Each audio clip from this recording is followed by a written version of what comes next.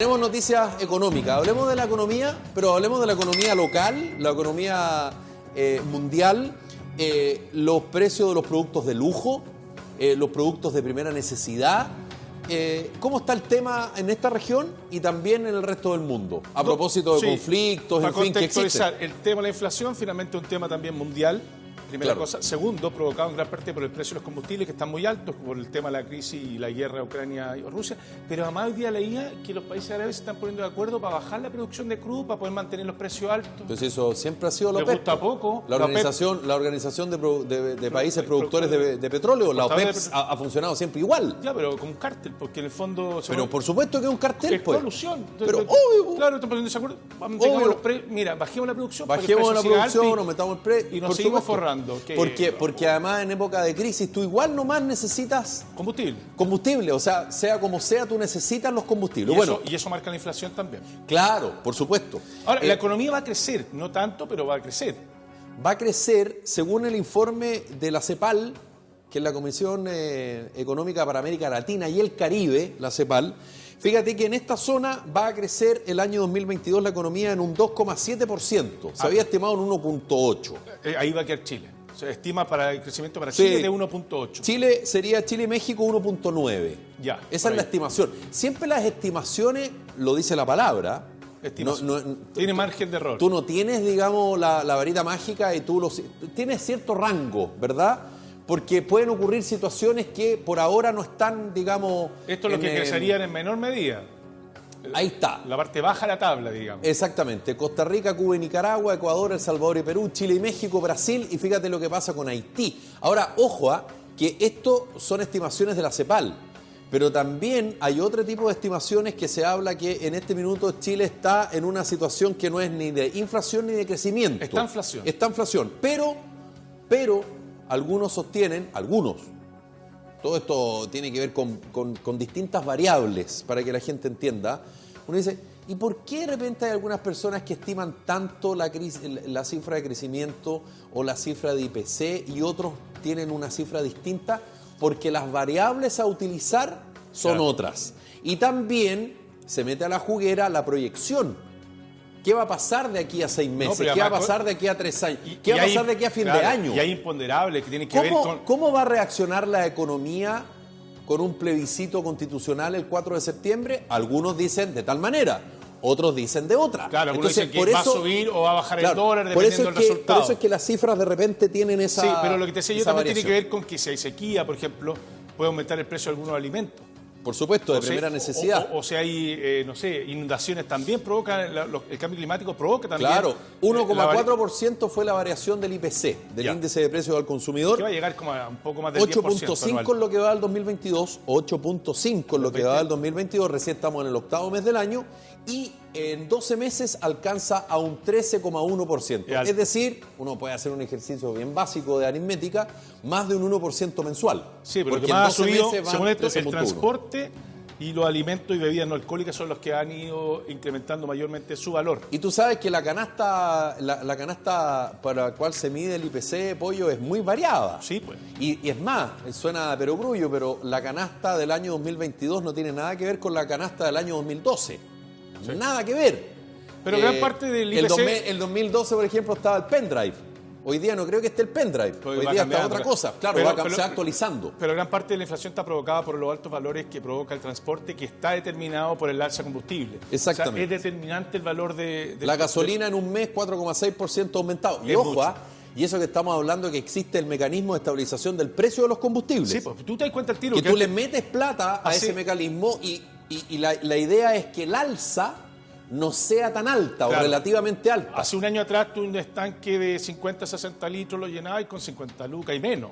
Ahora tenés que tener 70.000 pesos para poder llenar un estanque de 50, 70 litros. Es harto más caro, se nota el tiro. Y ojo, además que hay que también decir que el combustible no solamente sirve para el transporte. El combustible también sirve para calefaccionar, para cocinar. Cuando habla de combustible habla de gas, habla de diésel, habla de benzina, habla de todo eso. Oye, vestuario y calzado. Sí, lo que te iba a decir, eso fue la baja, pero en general me da la sensación, Felipe, que pese a la crisis económica de la cual se habla, hay un crecimiento. ¿cachai? Pero se habla porque el crecimiento es menor, entonces se habla de crisis económica. Pero al mismo tiempo hay sectores del mundo que están disfrutando de un gran momento. Y por lo mismo es que el mercado del lujo no decrece. No. Ferrari anunció que va a subir el valor de sus automóviles porque hay mucha demanda. Puede alcanzar los 380 mil millones de euros el año 2025. Y como tú muy bien dices, el fabricante de los modelos de Portofino, por ejemplo, de 215 mil euros, más de 196 millones, y Monza 1,6 millones de euros. Subirán los precios en el primer trimestre del próximo año. Ferrari elevó sus proyecciones de ingresos, ganancias ajustadas y flujo de caja libre para todo el año. Ahora, ojo, que esto está influenciado por los millonarios chinos. Por los millonarios que chinos. Son los grandes compradores Claro, de lujo. Pero también tiene que ver con lo que pasó en pandemia. Hubo una contracción de... Claro. hubo una postergación de consumo. Claro, porque evidentemente para las personas de clase media o de clase más, digamos, más baja, evidentemente que la pandemia te provocó no gastar más, no porque no quisieras, sino que porque definitivamente o te quedaste sin trabajo, o porque te bajaron relativamente el sueldo, o te tuviste, en el caso de Chile, comer tu seguro de cesantía, por ejemplo. No, pero en el caso de las grandes fortunas, hubo una contracción, pero tenía que ver con eso. No tenía que ver con que esas personas no tuvieran liquidez. Sí, pero por eso cuesta entender esto que dices tú, 380 mil millones de euros es lo que movería el mercado del lujo post pandemia.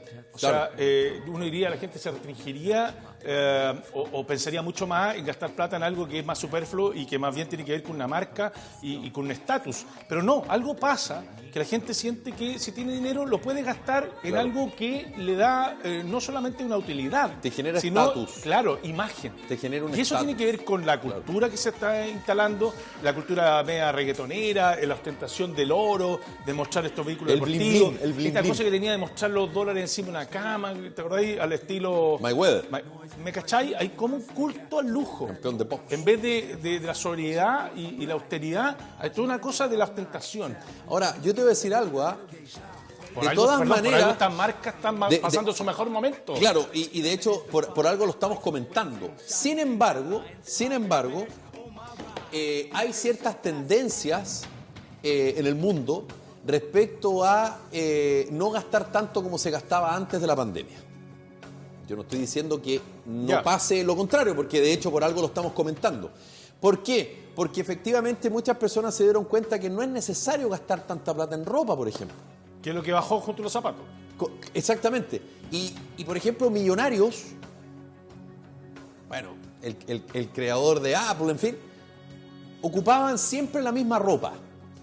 Cuando digo siempre la misma ropa, no es que tuvieran un par de blue jeans y un par de poleras o camisas. Ahí está Zuckerberg, por ejemplo. Claro. Sino que tiene varias poleras iguales. Un hombre más rico de la tierra se viste como varios jeans iguales. Universitario. Claro.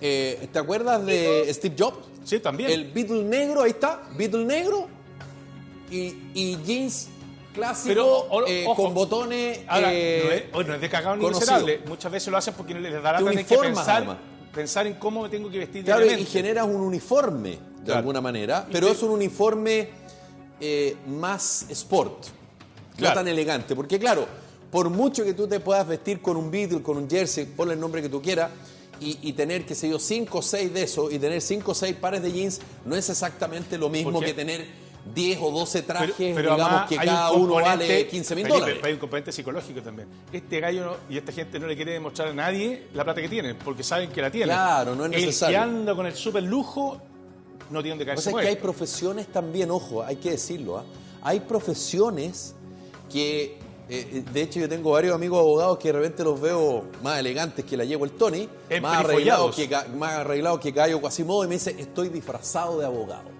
Claro, porque en ciertas profesiones, en ciertos momentos, porque antes era siempre, existen los casual Fridays y todo ese tema que hace mucho tiempo existe, pero hay algunas profesiones en que los tipos efectivamente tienen que vestirse y vestirse, digamos, con algo que se note que no es digamos, que no es del retail.